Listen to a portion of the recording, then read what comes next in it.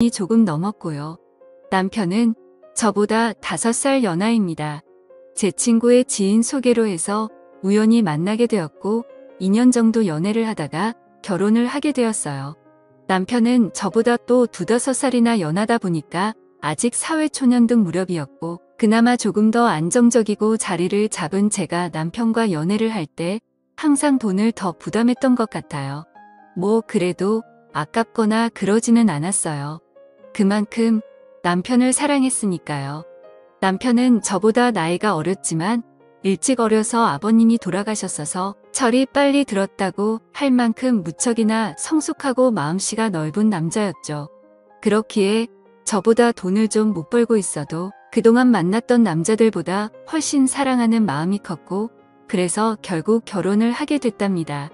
결혼을 할 때도 남편 쪽에서 시어머니는 저를 반대하실 일도 없었고 너무나 쉽게 허락을 받았지만 저희 집 부모님은 저희 남편을 상당히 못마땅해 하셨습니다.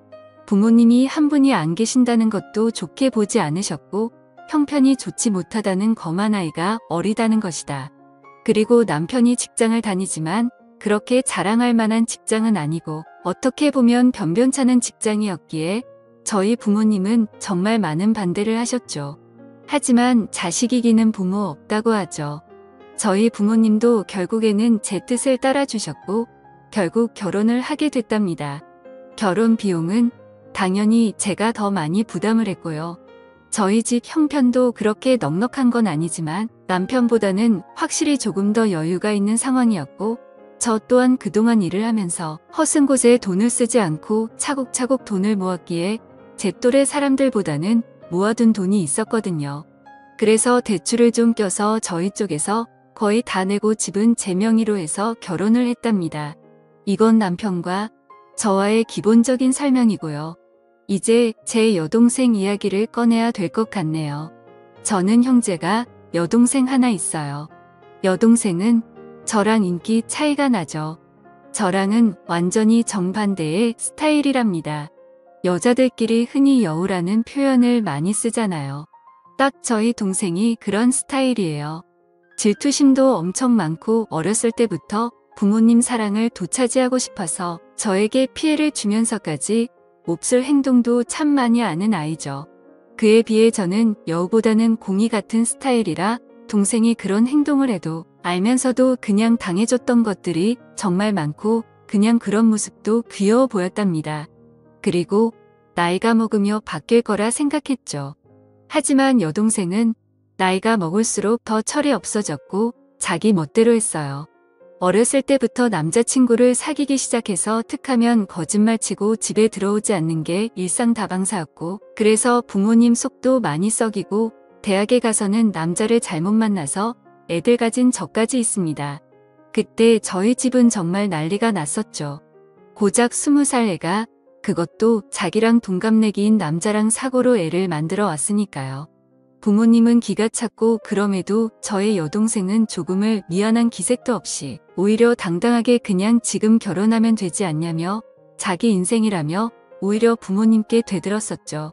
전 그때도 동생을 데리고 나가서 조용히 이야기를 하면서 이 아이의 말도 되지 않는 이야기를 최대한 들어주면서 달래주고 결국에 아이를 포기하겠지요. 그리고 이 아이 남자친구도 제가 만나서 다시는 저희 동생을 만나지 않겠다는 확기까지 들었답니다. 저 또한 정말 너무나 호강하고 동생한테 실망했지만 저희 부모님까지 동생한테 빈을 돌린 바다는 저라도 동생의 이야기를 들어주고 최대한 이 아이의 편이 되어줘야 한다고 생각했어요. 그렇지 않으면 정말 막무가내로 살 아이였으니까요. 여튼 그런 큰 사건도 겪었지만 그때 잠시 조금 철이 들었다는 착각만 들었을 뿐 동생은 계속해서 철없이 막무가내로 생활했어요. 성적도 좋지 않아서 지방에 있는 전문대를 들어갔었는데 거기서도 감신이 졸업을 하고 나와서 거의 1년 가까이는 부모님에게 용돈을 받으며 매일 술을 마시고 남자를 만나며 살다가 돈이 부족하면 저에게도 항상 용돈을 달라고 조르고 결국 제가 동생 손을 부여잡고 동생에게 진지하게 말을 한 후에야 직장에 들어갔습니다. 사무직 일을 하는 직장이 아니고 그냥 매장 관리 쪽에서 직원으로 들어갔죠. 별거 아닌 거였지만 전 그래도 동생이 이제야 자기 힘으로 뭘 한다는 것에 기뻤어요. 여튼 그렇게 이 아이도 조금은 달라지고 있구나라는 생각이 들 무렵 저는 연애를 하기 시작했고 당시 남편에게도 제 여동생을 소개시켜 주셨죠. 결혼까지 생각한 사이였으니까 당연히 제 여동생을 보여준 것이었고 여동생은 저희 남편은 되게 좋아했었어요. 앞에서도 말했듯이 저희 남편이 저보다 더 성숙한 사람이었고 그렇기에 여동생이 저희 남편에게 정말 버릇없이 굴고 예의 없이 행동해도 남편은 다 귀엽다라고 하며 여동생의 인석을 다 받아줬어요.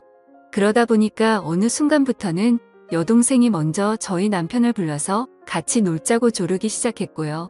저는 그래도 여동생이 저희 남편을 좋아하고 잘 따르는 것을 안 돌려고 남편 또한 여동생을 정말 귀여운 동생이라고 생각하는 것이 보여서 결혼 전부터 3명 종종 모여서 많이 놀았습니다. 그리고 여동생이 남편에게 따로 연락을 하고 만나자고 전화를 해도 저는 그냥 아무렇지도 않았어요. 왜냐하면 여동생이 워낙에 철부지다 보니까 친구도 몇 명 없었거든요. 그렇기에 이 아이에게도 의지할 사람이 필요하고 그게 제 남편이면 더할 나위 없이 좋겠다고 생각하는 저였습니다. 남편 또한 저에게 여동생과 연락하거나 둘이 만나는 일이 있어도 항상 저에게 말을 했었죠. 그렇게 관계를 유지하다가 결혼을 하게 돼서 신혼여행을 갈 때도 여동생은 본인도 따라가겠다고 엄청 째를 썼습니다. 그때 정말 애먹었어요. 하지만 남편이 하루 내내 동생을 달래서 겨우 뜯어말리고 다녀왔죠.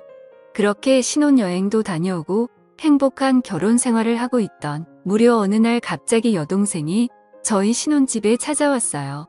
그것도 아주 밤늦게 말이죠. 저와 남편은 깜짝 놀라서 무슨 일이냐고 물었지만 대답을 하지 않더라고요. 그래서 바로 저희 부모님께 전화를 걸었더니 여동생이 너무 잦은 예방을 해서 뭐라 한마디 했더니 집을 나가버렸다고 하더라고요. 저는 여동생에게 어서 집으로 들어가서 부모님께 죄송하다 말씀드리라고 했지만 저희 남편은 저와는 정반대로 동생을 가득히 대접하며 달래줬어요. 동생은 결국 그날 집에 안 들어갔고 저희 집에서 생활을 하기 시작했답니다. 집에 돌아가도 자기를 또 뛰쳐나올 거라고 차라리 여기서 살고 싶다며 몇 날 외출일을 써서 저는 끝까지 반대했지만 결국 남편이 허락을 하고 동생은 저희 집에서 생활을 하게 됐죠. 저희 부모님과 저희 집은 꽤 거리가 있었고 그렇다 보니 당연히 여동생은 원래 일하던 곳을 그만두고 저희 집 근처 카페에서 오후에 잠깐 알바로 하는 일을 하며 툭하면 저희 남편에게 연락을 해서 어디 놀러 가고 싶다며 빼를 썼어요. 그리고 저와 남편이 퇴근을 하고 들어와서 3명 집에 있을 때도 동생은 항상 남편 옆에 붙어 있고 저는 집안일을 하거나 떨어져 있었어요. 더 정확히 이야기하면 여동생이 저를 제투하듯이 남편에게 먼저 가서 아연에 떨고 항상 남편을 졸졸 쫓아다녔죠. 이런 여동생의 모습에 화가 나기도 해서 남편에게 가끔씩 투정을 부린 적도 있지만 남편은 제 여동생이 어렸을 때 그런 큰일도 겪었다는 걸 안타깝게 생각한다면서 저의 투정보다는 항상 여동생을 더 먼저 신경 쓰기 시작했죠. 그리고 저도 여동생을 견제한다는 게 뭔가 말이 안 되고 제 스스로 웃기기도 해서 그냥 신경을 쓰지 않으려고 노력했답니다. 그러던 중에 제가 잠깐 3박 4일로 출장을 가야 될 일이 생겼어요. 그런데 뭔가 단둘이 집에 남겨두기에는 조금 그랬기에 여동생에게 그냥 이제 집에 돌아가라고 이야기를 했지만 당연히 제 말을 듣지는 않았고 남편도 그 주에 이미 바빠서 집에 늦게 들어올 것 같으니까 저보고 그냥 안심하고 다녀오라는 말을 했죠. 저는 그래서 한편의 불안감을 남겨둔 채 출장을 가게 됐습니다. 출장을 가면서도 계속 남편과 연락을 하면서 갔고 거기서 일을 보는 도중에도 틈틈이 연락을 했어요. 그러다 거기 일정이 예정보다 하루 일찍 마치게 되었고 그냥 거기서 하루 쉬고 올 수 있었지만 저는 바로 그날 출발해서 집에는 새벽에 도착을 하게 되었죠. 그렇게 집 비밀번호를 열고 들어가는데 우선 눈에 보이는 거실에는 안주거리라고 보이는 여러 음식과 함께 술이 있었고 저는 바로 동생 방에 가고 왔지만 동생 없기에 불안한 마음으로 문이 닫혀있는 저와 남편의 침실이 있는 방에 눈을 열었더니 남편과 동생이 한 침대에 누워 있더라고요. 저는 그 순간 정신이 멍했습니다.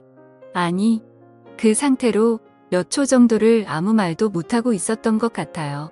그 후에 일어나고 나서야 정신이 번쩍 들었고 소리를 질렀죠. 그때 남편과 여동생은 깜짝 놀라 채로 일어나더라고요. 둘이 변명하기도 전에 당황해하는데 그냥 딱 불륜 현장에 들켜서 행동하는 남자와 여자 같더라고요.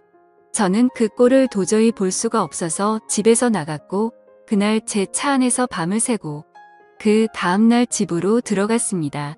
남편과 여동생은 일을 나간 상태였고 집에는 아무도 없었죠. 먹은 것도 깨끗이 치워놨더라고요. 여동생과 남편에게는 계속해서 연락이 왔지만 그 연락은 무시하고 남편에겐 집 비밀번호 바꿔놨으니까 들어올 생각 말고 이용할 생각하고 있으라는 내용으로 카톡을 보내놓았고 동생에게 또 이 사실을 부모님께 다 말씀드릴 거니까 그 남자를 지지든 볶든 살림을 차리든 등 내 마음대로 하라고 카톡을 보내왔습니다. 당연히 집 비밀번호는 바꿔놨고요. 그날 결국 남편과 여동생은 채집에 들어올 수가 없었습니다.